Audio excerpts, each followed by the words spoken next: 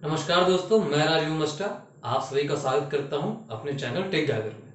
देखिए, आज का हमारा सब्जेक्ट है डाटा और इंफॉर्मेशन। चलिए शुरू करते हैं सागर को गागर में भरना।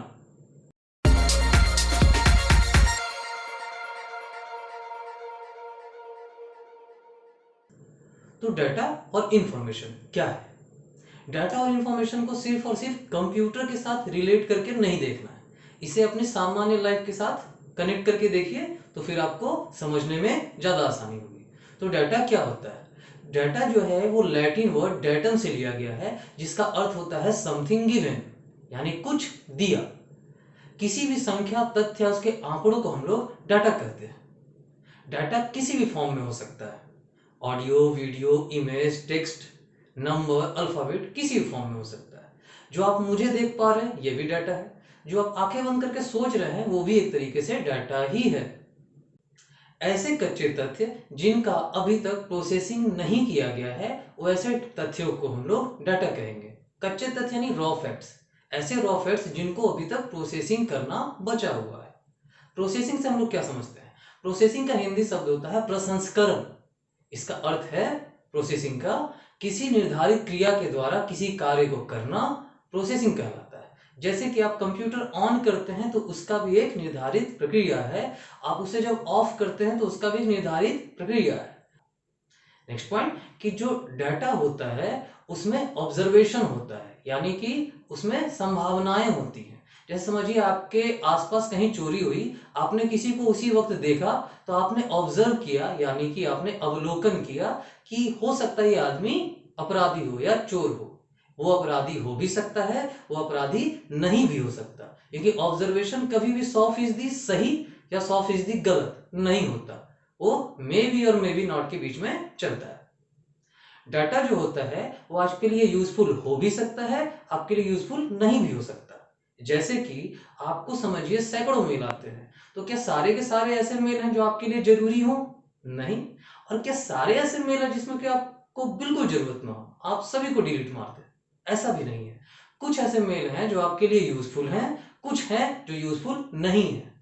आपको व्हाट्सएप में सैकड़ों मैसेजेस आते हैं, कुछ आपके लिए यूजफुल है, कुछ आपके लिए यूजफुल नहीं है। तो डाटा यूजफुल हो भी सकता है और यूजफुल नहीं भी हो सकता। नेक्स्ट पॉइंट, कि डाटा जो होता है उसे स्पष्ट रूप से परिभाषित नहीं किया जाता, यानी कि क्लियरली नॉट डिफाइंड का अर्थ हो गया स्पष्ट रूप से परिभाषित नहीं किया जाता। जैसे कि समझिए आपके पिताजी ने आपको बोला कि शाम को लौटते वक्त 10 लेते आना। अब 10 क्या लेकर आना ये आपके पिताजी ने आपको नहीं बताया, तो क्या आप कुछ लेकर आ पाइएगा? नहीं ला पाइएगा, क्योंकि आपको पता ही नहीं है क्या लाना है। तो डाटा भी इसी तरीके से पूरी तरीके से परिभाषित नहीं होता कि ये किस बारे में बात कर रहा है। नेक्स्ट, डाटा जो होता है वो इंफॉर्मेशन पे डिपेंड नहीं करता, वो खुद में कुछ भी हो सकता है, क्योंकि डाटा किसी भी फॉर्म में हो सकता है और वो कुछ भी हो सकता है। जरूरी नहीं कि उसका कोई मीनिंग हो, वो कुछ भी हो सकता है। तो अब हम लोग देखते हैं इंफॉर्मेशन क्या होता है। इंफॉर्मेशन जो है वो लैटिन वर्ड इन्फॉर्मेयर से लिया गया है, जिसका अर्थ होता है बी इन्फॉर्म्ड, यानी सूचित करना। ठीक है। इंफॉर्मेशन भी किसी भी फॉर्म में हो सकता है, ऑडियो, वीडियो, नंबर, अल्फाबेट, ये भी किसी फॉर्म में हो सकता है। प्रोसेसिंग के द्वारा निकाले गए शुद्ध तथ्य को हम लोग इंफॉर्मेशन या सूचना कहते हैं।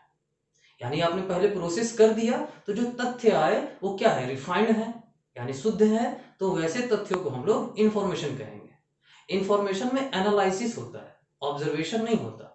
यानी समझिए आपने अगर पुलिस को कंप्लेन किया है तो पुलिस ऑब्जर्व नहीं करेगी कि ये चोर होगा, वो एनालाइज करेगी, उसका डिटेल निकालेगी, उसका कॉल डिटेल निकालेगी, उसका बैकग्राउंड निकालेगी, उसके बाद वो पता करेगी कि वो चोर है या नहीं है, उसके बाद किसी निष्कर्ष पे पहुंचेगी।